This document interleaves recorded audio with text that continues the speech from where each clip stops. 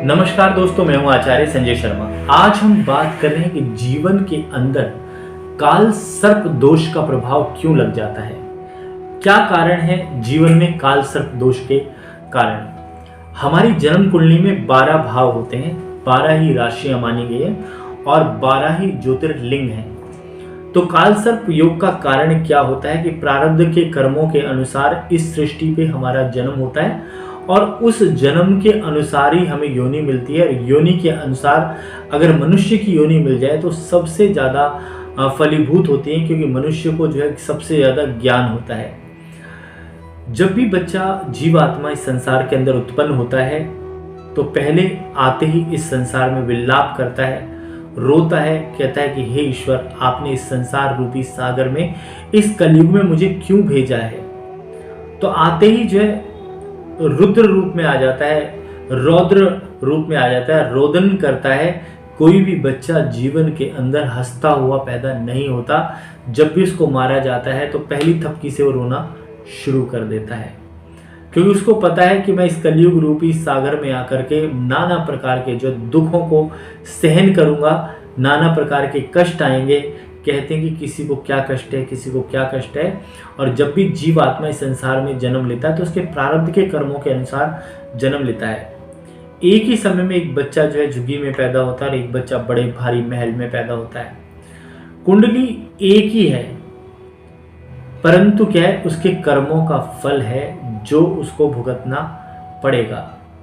तो आज हम बात कर रहे हैं काल सर्प दोष के बारे में कि काल सर्प दोष कितने प्रकार का होता है।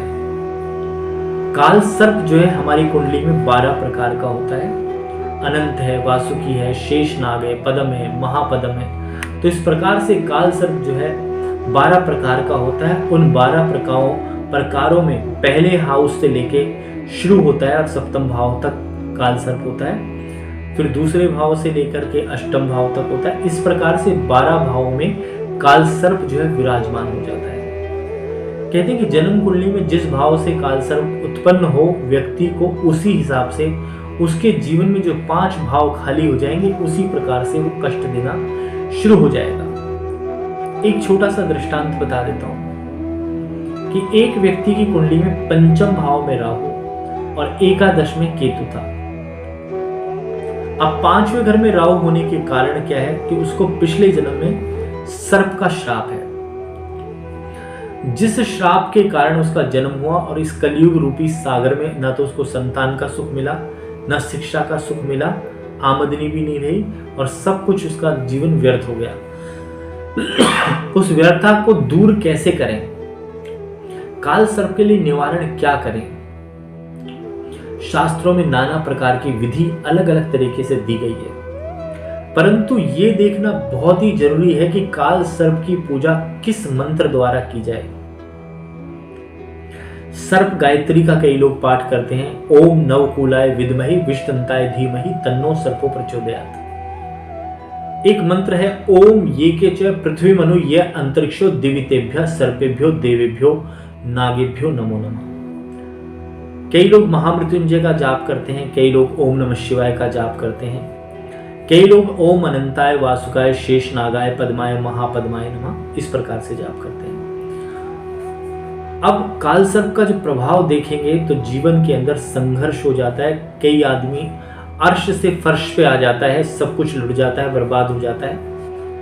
यही कारण है काल सर्प का। कभी तो काल सर्प बना देता है और कभी बिगाड़ देता है जीवन को, व्यक्ति का सब कुछ लुट जाता है। तो अगर आप चाहते हैं कि आपके जीवन में भी किसी भी प्रकार का काल सर्प दोष है तो अपनी जन्म कुंडली दिखाएं। हमारे संस्थान का एड्रेस है C24 कालका जी, नियर कालका जी पुलिस स्टेशन। आप संस्थान में आकर के परामर्श लें, जिससे कि हम आपकी काल सर्प दोष की पूजा करा सकें, आपके काल सर्प दोष का निवारण कर सकें, जिससे कि आपके जीवन में सुख, शांति और समृद्धि का वास होगा और आपके जीवन में काल सर्प रूपी नाग सर्प आपका कुछ नहीं बिगाड़ पाएगा। और भगवान शंकर की पूजा करने वाले लोगों को काल सर्प का प्रभाव कुछ हद तक कम हो जाता है। इसलिए आप भगवान शंकर का ध्यान करें ओम नमः शिवाय पंचाक्षरी मंत्र का जाप करें। इससे काल सर्प में काफी ज्यादा शांति मिलती है।